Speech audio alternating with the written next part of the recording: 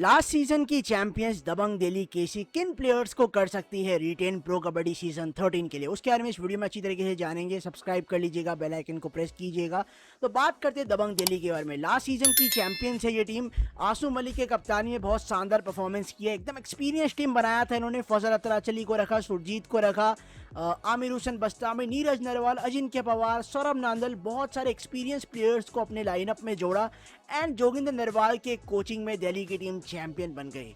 And Delhi की team season 8 में already champion बन चुकी है जब Joginder Narwal as a player खेलते थे, और सीजन 12 में एज अ कोच उन्होंने अपनी टीम को चैंपियन बनते हुए देखा। एंड बहुत बड़ा अचीवमेंट था उनके लिए। आसू मलिक की कप्तानी में बहुत शानदार खेली है दिल्ली। अब किन प्लेयर्स को रिटेन कर सकते हैं उसके बारे में जानेंगे। फटाफट से स्टार्ट करते हैं। पहले बात करते हैं दबंग दिल्ली के बारे में। दबंग दिल्ली ने 2 एनवाईपी को लास्ट सीजन साइन किया था एंड पहला कैटेगरी होने वाला है एग्जिस्टिंग एनवाईपी का। एनवाईपी का कॉन्ट्रैक्ट 2 सीजन के लिए बनता है। तो पहला नाम जो है वो है अनुराग देसवाल का। 2 साल का कॉन्ट्रैक्ट इनके पास है। ये भी एक कॉर्नर डिफेंडर है एंड इनको बिल्कुल रिटेन किया जाएगा दबंग दिल्ली द्वारा, क्योंकि 2 साल का कॉन्ट्रैक्ट है। एंड सबसे पहला नाम अनुराग देसवाल का है। दूसरा नाम है रमन सिंह का। 2 एनवाईपी को आपने साइन किया था, दोनों कॉर्नर डिफेंडर्स है। तो अनुराग देसवाल, रमन सिंह आपके लाइनअप में पीके सीजन 13 में रहने वाले, ऑलरेडी रिटेन है और एग्जिस्टिंग एनवाईपी कैटेगरी में रिटेन होते हुए नजर आने वाले हैं। तो पहला कैटेगरी जो है एग्जिस्टिंग एनवाईपी का, दिल्ली ने 2 रिटेंशन ऑलरेडी कर लिया है एंड मान के चलो 25 लाख में दोनों रिटेंशन आपने कर लिया होगा। अब है most important category elite retain players का। उससे पहले मैं आरवाईपी में चलता हूं। तो आरवाईपी में मेरे हिसाब से एक नाम डेफिनेटली रिटेन होने वाला है, संदीप देसवाल उनका नाम है। अब संदीप देसवाल का एनवाईपी कॉन्ट्रैक्ट कंप्लीट हो चुका है, लेकिन दिल्ली के एक बहुत इंपॉर्टेंट कवर डिफेंडर है और मेरे को उम्मीद है लेफ्ट कवर में अच्छा कर सकते हैं। कैटेगरी सी में आएंगे क्योंकि लास्ट सीजन 19 मैचेस में 29 टैकल पॉइंट्स थे। तो इनको भी आप 17.2 18 लाख के आसपास रिटेन कर सकते हो एंड एकमात्र आरवाईपी रिटेंशन संदीप देसवाल का होगा। तो ये वीडियो थोड़ा सा मैं जल्दी बता रहा हूँ कि काफ़ी टीमों का कवर कर लिया, कुछ टीम्स बचे हुए भी हैं एंड मैं बहुत टाइम दे चुका हूँ रिटेंशंस पे। तो आरवाईपी कैटेगरी कवर कर लिया, एग्जिस्टिंग एनवाईपी कर लिया। अब मेन कैटेगरी आता है। जब कोई भी टीम चैंपियन बनती है ना, जब वो को रिटेन करना चाहती है तो बहुत डिफिकल्ट होता है क्योंकि कैटेगरी बहुत बड़ा रोल प्ले करता है। तो इलाइट रिटेन प्लेयर्स पे आ जाते हैं मोस्ट इंपॉर्टेंट कैटेगरी में।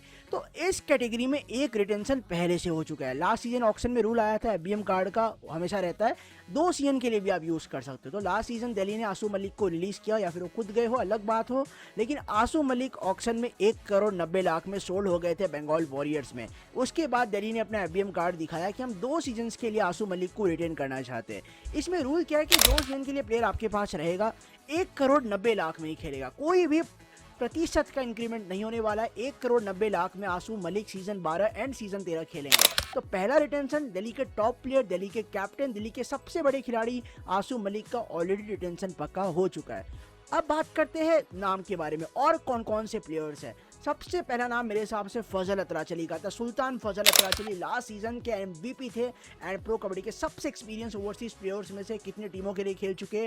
फजल का एक्सपीरियंस लास्ट सीजन में बहुत काम आया दिल्ली के लिए। लेफ्ट कॉर्नर डिफेंडर है एंड लास्ट सीजन 19 मैचेस में 52 टैकल पॉइंट स्कोर किया। सीजन के एमवीपी भी थे। बहुत लोगों ने लिखा कि यार फजल को क्यों बनाया एमवीपी, लेकिन वो डिजर्व करते थे। ऑलराउंड परफॉर्मेंस दिखाया उन्होंने एंड मेरे को याद है जब वो टाई ब्रेकर वाला रूल आया था तब हरियाणा स्टीलर्स के सामने एक सुपर रेड करके उन्होंने सबको बहुत ही शॉक कर दिया था एंड बिल्कुल कैटेगरी ए में फजल अतराचली आएंगे एंड उनको दिल्ली रिटेन करने वाली है। लास्ट सीजन 30 लाख के बेस प्राइस में सोल्ड हुए थे। 15% अगर आप बढ़ाओगे तो 34.5 बनता है, लेकिन फजल के जो इज्जत है, जो मान सम्मान कमाया है, जितने उनको पॉपुलैरिटी है, 35 से लेकर 45 लाख तक दिल्ली उनको ऑफर कर सकती है एंड इस प्राइस में एक बहुत ही बेहतरीन स्टील रिटेंशन आपको देखने को मिलेगा।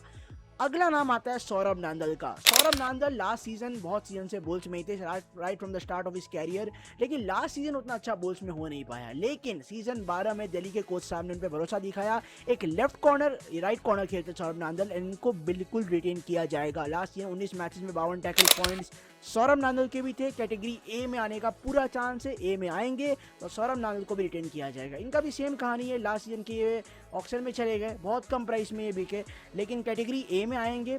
मिनिमम प्राइस 30 लाख इनको मिलेगा, साथ ही में 15% आप बढ़ा भी दो तो 35 से लेकर 40 लाख में सौरभ नांदल भी रिटेन हो जाएंगे। हर कैटेगरी से 2 ही खिलाड़ी रिटेन हो सकते हैं, तो फजल, सौरभ नांदल ऑलरेडी रिटेन हो चुके हैं अगर इस कैटेगरी को देखा जाए तो। कैटेगरी बी में एक रिटेंशन होने वाला है नीरज नरवाल का। नीरज नरवाल एक बहुत ही इंपॉर्टेंट प्लेयर है, ऑलराउंडर है, दिल्ली के लिए पहले भी खेल चुके, बुल्स के लिए खेल चुके, जयपुर के लिए खेल चुके। लास्ट सीजन इनको वापस दिल्ली ने भरोसा दिखाया था एंड लास्ट सीजन 19 मैचेस में 87 टोटल पॉइंट स्कोर किया। रेड पॉइंट्स की बात कर रहा हूँ, अपना इंपैक्ट डाला, आंसू का साथ दिया as a second raider. And Neeraj Narwal एक बहुत ही शानदार ऑलराउंडर है, इसमें कोई शक नहीं है। कैटेगरी बी में आएंगे एंड लास्ट सीजन इनको ऑक्शन में 32,60,000 में खरीदा था एंड साफ सा रूल है कि किसी को रिटेन करना चाहते हो तो उस प्राइस का 15% देना है। पहले बात आती है कैटेगरी की। अब नीरज नरवाल कैटेगरी बी में आएंगे और हो सकता है कि 35 से लेकर 37 लाख के अंडर इनको दिल्ली रिटेन कर ले और नीरज नरवाल का रिटेंशन बिल्कुल होना चाहिए। एक अच्छे खिलाड़ी अपने आप को प्रूव कर सकते हैं तो नीरज नरवाल मेरे अकॉर्डिंग रिटेन होने चाहिए। एक और नाम कैटेगरी बी में आता है जो शायद रिटेन हो सकता है, उनका नाम है अजिंक्य अशोक पवार, एक और बहुत एक्सपीरियंस खिलाड़ी। बुल्स में बहुत क्रिटिसाइज किया गया था इनको क्योंकि लास्ट सीजन उतना अच्छा नहीं था, उससे पहले का सीजन 11 उतना अच्छा नहीं था।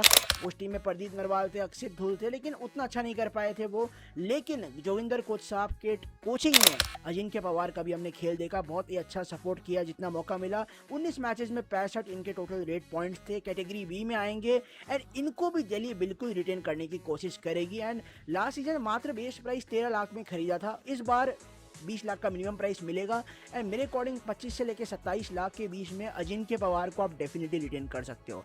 तो कैटेगरी ए में दो नाम, फजल अत्राचरी, सौरभ नांदल। कैटेगरी बी में दो नाम, सुरजीत सिंह।